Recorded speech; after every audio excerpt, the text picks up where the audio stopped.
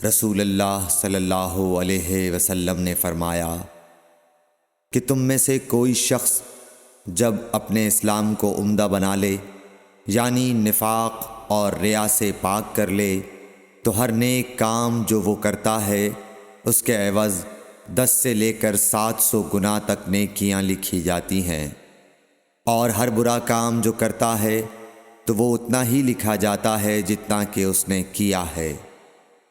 صحیح بخاری حدیث نمبر 42۔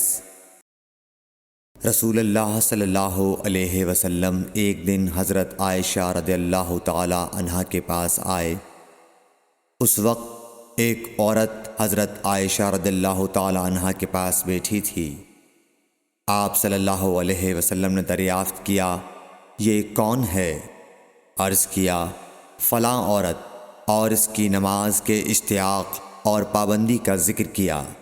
آپ صلی اللہ علیہ وسلم نے فرمایا، ٹھہر جاؤ، سن لو کہ تم پر اتنا ہی عمل واجب ہے جتنے عمل کی تمہارے اندر طاقت ہے۔ اللہ کی قسم، ثواب دینے سے اللہ نہیں اکتاتا، مگر تم عمل کرتے کرتے اکتا جاؤ گے، اور اللہ کو دین کا وہی عمل زیادہ پسند ہے جس کی ہمیشہ پابندی کی جا سکے، اور انسان بغیر اکتائے اسے انجام دے۔ صحیح بخاری حدیث نمبر 43۔